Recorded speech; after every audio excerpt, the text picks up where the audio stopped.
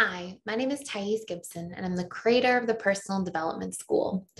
This is your daily breakthrough video, and in this video, I'm going to share a personal story with you and sort of like a personal journey, I guess, around the relationship I had to my own feelings. And hopefully, through the story, you can sort of relate to different parts of it, maybe, or gather like important lessons if something you feel resonates with you or applies to you. So this is part of a series of 7 days of personal shares where I talk about different lessons that I learned on my own healing journey and, with the hopes of like sharing and impacting in any way that seems fit for you to take something away from. So, this has a lot to do with my own healing journey. So I was really going through like a really intense healing journey pretty much around 20 years old. And it was like a lot of deep diving into trying to understand myself, where all my different pain points and challenges were coming from, and what to really do and how to create change. And I was reading all these books, and I was in school for psychology at the time in university. And then taking certifications on the side and trying to kind of put pieces together. But I also had a lot of stuff to work through, a lot of trauma, a lot of pain. And I was really like doing a lot of meditation and trying to gain insight into just where I was at first and foremost. I felt like I was so disconnected from myself and who I was and what I wanted and needed and how to heal and how to sort of find my way out of a big mess that I was in. And I was just sort of staying afloat in my life, barely. And had kind of gotten just sick and tired of feeling sick and tired, like just was done with suffering. And one of the big lessons and part of what I want to share today is I was terrified of feeling. I had thought during my upbringing, I played competitive sports growing up, and I was taught like, don't cry, don't show weakness, be tough, hang in there, and I actually thought it was terribly weak and awful to cry. I thought that it was like shameful and bad and embarrassing and all these horrible things. And if I showed emotion or thought I was going to cry, and so basically because I thought it was so bad to cry, the real messaging I got was it's bad to feel. And from that, I did everything I could to not feel. And so I numbed and I avoided myself and I avoided my feelings and my emotions. And I only felt like it was safe to really express that emotion in the form of anger, because I thought anger was tough and strong. And that was how I learned to cope.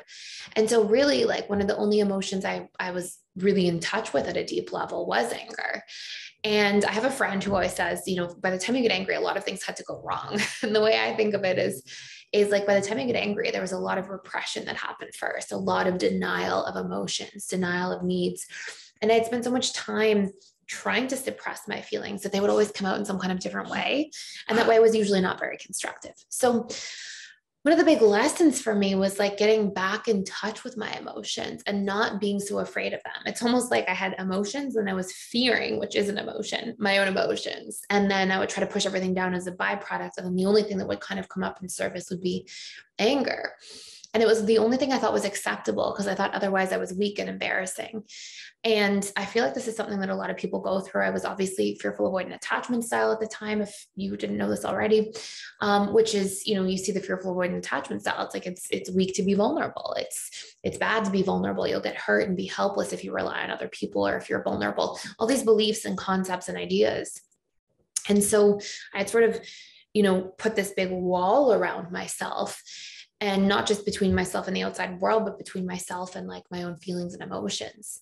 And I'm not sure when I kind of like learned or figured it out or what I came across. I was reading and trying to investigate many different things at the time. But at some point I realized my feelings are feedback. And they're telling me what I like and dislike. They're telling me what my boundaries are or not. They're telling me when a need is met or unmet. And they're telling me when I'm telling myself a really painful story or beating myself up unnecessarily. So if I'm telling myself, oh my gosh, tomorrow you're going to be rejected by everybody in your life, well, I'm going to start feeling that. And my emotions are actually giving me perfect feedback at all times, but just not for the things that I think they are. They're giving me feedback about my inside world, not about the outside world. And so if I'm driving in my car and I start thinking these stories like, oh, I'm going to be fired from work, or I'm going to fail school or my program, or I'm going to you know, I may be driving and then start feeling afraid and sad, and then get home and be like, why am I afraid and sad? Like, why do I feel these emotions? Like, why do I feel bad? I probably didn't even have the language at the time to say afraid and sad. I probably was like, why do I feel like crap? And be mad at myself for feeling bad and be like, oh, the world's so unfair. Why do I feel like so bad? But really, it wasn't random. It wasn't that, oh, I drove home and while in my car, my negative emotions just came online and woe is me for that. But actually, and I, by the way, like when I say this, I also very much understand that when you're in that at the time and you're not used to looking in your inside world, it feels really bad and you feel really helpless, and that's okay, right? Like it's okay to feel like that if you don't have context for what's happening. Of course you're going to feel that way. So I'm not like, you know, I kind of like poke fun at myself a little bit now, but I also realize like what it's like to feel like that and live in that. And the freedom when you aren't living like that any longer is pretty immense. And so what I realized is my feelings are giving me feedback about my inside world, about the top types of thoughts I'm having, about whether my needs are met or unmet, whether my needs are still unmet or unmet, but really as an extension of if I'm setting boundaries and communicating. And whenever I start telling myself painful stories or deny my needs in some form, I'm going to feel bad. And that my emotions are giving me perfect feedback about that all the time. And so I started paying attention. And every time I would feel bad, I would actually go, what was I just thinking? Or what's going on with my needs? And I would just check into those two areas. And I came to learn later that every time you have an unmet need, it feels like pain. It feels like discomfort, right? And it feels really uncomfortable and it feels heavy, almost like the difference physiologically between like a dull ache or like a painful ache versus like a sharp shooting pain, right? And so emotionally, it's like whenever you have an unmet need, you're going to feel that pain, that ache. That ache can be really bad if it's chronic, right? If you have lots of unmet needs consistently, you're going to feel just this deep background of pain. And your unmet needs are designed that way because your unmet needs are literally from an evolutionary perspective, like if you have hunger pain, you go get food. If you have the discomfort of thirst, you go seek water and hydration. If you have the discomfort of being out in the cold, you seek and build shelter. Like pain is there to help us evolve. It's there to show us what's not working so that we can adapt. And emotionally, it follows those same principles. So when we have emotional pain, we can have an unmet need for connection, or we can have an unmet need for safety or for freedom or for exploration or self-expression. Like we have these unmet needs that are happening. And then suffering is like the shooting pain. Suffering is the story we tell about those unmet needs. So suffering is when I have an unmet need for connection and I go, I'm going to be alone forever. Nobody's going to want to be my friend. I'm going to be rejected and lonely, and I'm never going to get close to anybody, and I can't trust anybody. And like, those were some of the stories I actually had growing up. Like, those were some of these ideas and concepts I had about myself and the world. And it's like, that really hurt. That was the shooting pain, right? That's the suffering. It feels excruciating. It feels sharp. It feels really intense.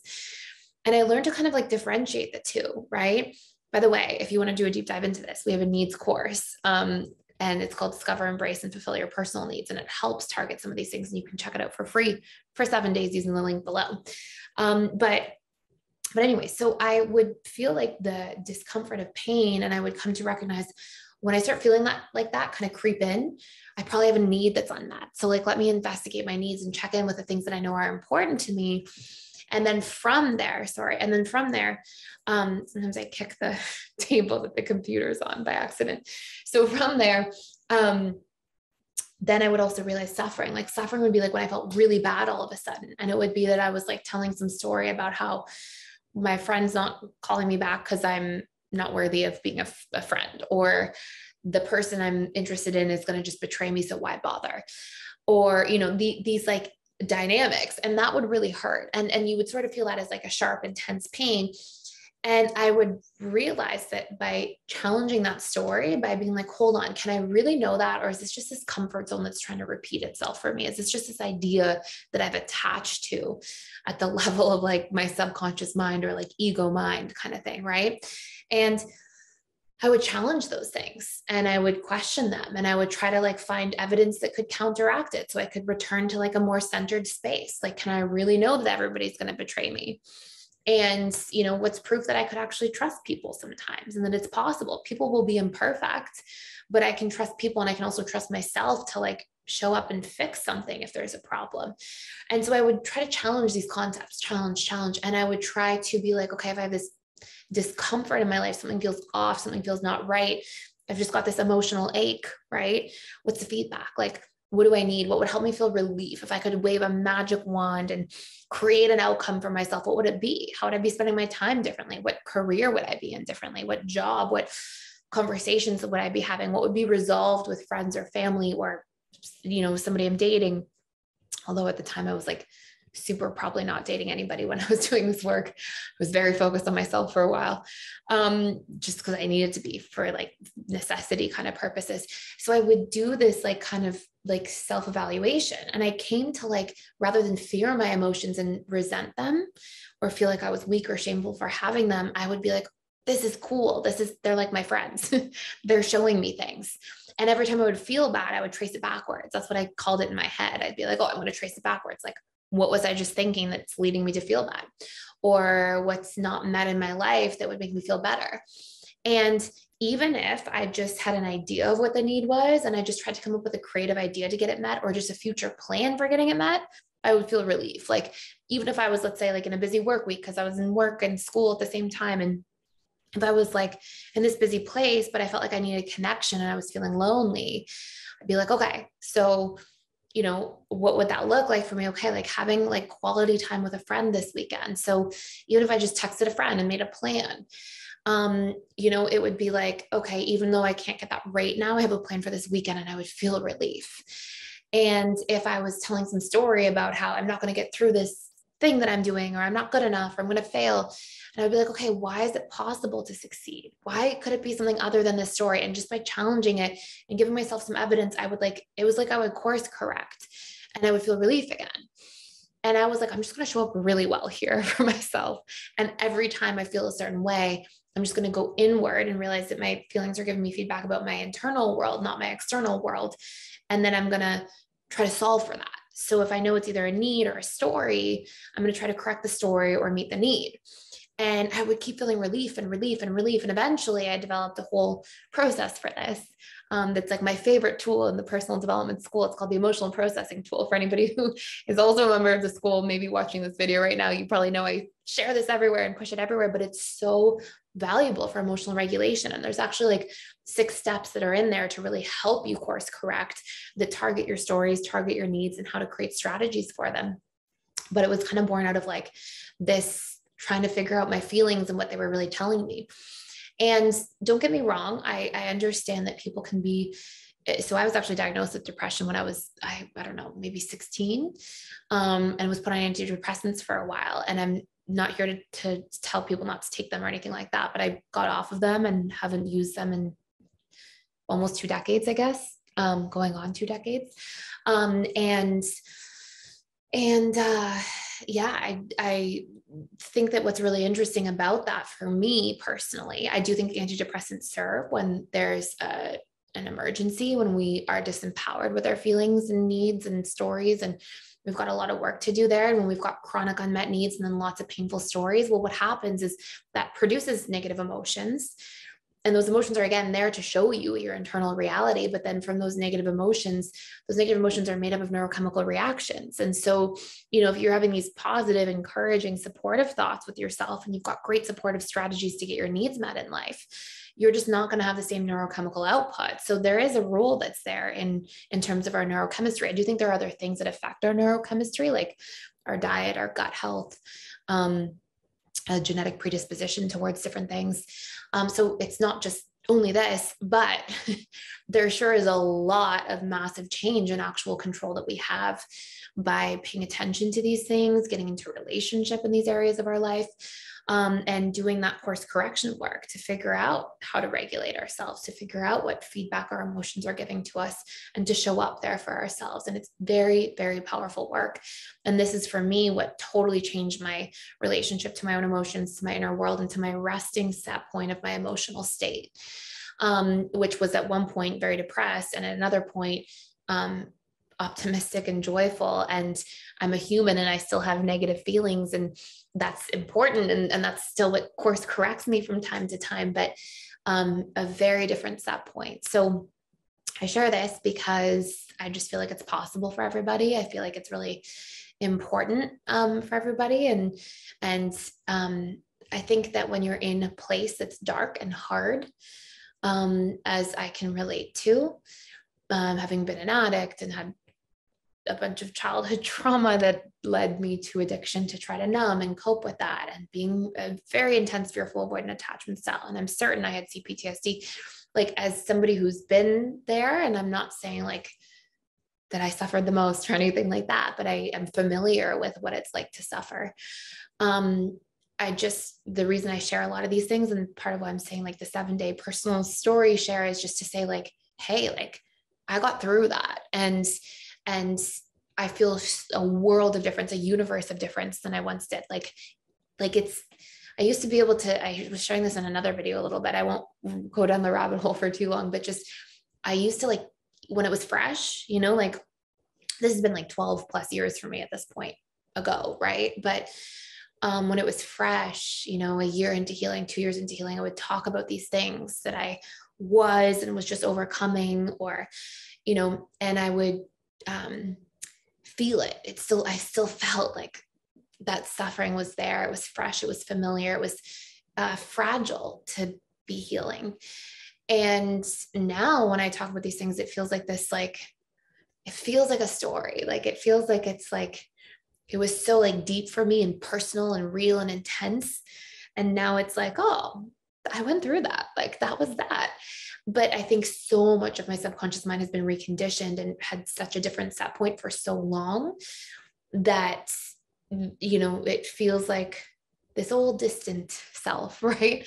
And when you're in that place, so the whole point that I was trying to make from this is, when you're in that place of suffering, is you feel like there's no freaking way, right? You feel like, how can I ever get out of this? How can I be normal? How can nobody, a lot of things I used to tell myself is like, nobody will understand me. Nobody knows what, this is my very dramatic self at the time. I'm not saying this now, but I would tell the story like, nobody gets it. Like nobody suffered like I have, and I believed that. Like, I didn't like consciously believe it. I'm sure I would be like, I know, I get that other people are suffering a lot and have suffered a lot and been through stuff, but like, I felt like that in my body and in my life. And when you're in it, it feels like it's not possible to get out, to change. It feels like, oh, that's like a fairy tale kind of thing. But it's just not. It is possible, right? You weren't born like that. These things got conditioned into you. And that's what gave me hope a lot of the time, is being like, how do I just like reset it? Like, I wasn't born this way. Sure, we can have a genetic predisposition towards something, but that has to be activated. And just thinking like, hey, there's got to be some other way. And just showing up consistently. And even though healing's never like this, it's like this, we have many steps forward, and then we take a big step back, and it's so easy to tell the story again. Like, I'm never going to heal. I'm never going to feel normal. I'm going to be like this forever. Because we're so afraid of what that step back represents and how scary suffering is. And when we see progress, we get hopeful. And then when we come back, it's like, oh no, like I'm going back to this turmoil and I'm going to live there forever again. But just remembering, like, keep picking yourself back up, keep taking those small steps forward, keep showing up for yourself, keep changing the pattern, keep trying to evolve, keep doing your best you can. You're not going to be perfect. Just keep like standing back up and taking a step. And eventually you take so many steps that it's like, whoa, like, look at how far away I am from like way over there. I forget what it even looks like. And so just, it's easy to tell that story. It's easy to be like, it's not possible to change, but it is. It's very possible. So anyways, that was my little rant for a moment. Hopefully that gives you some hope. And hopefully sharing some of these things from maybe a more personal perspective is valuable for you.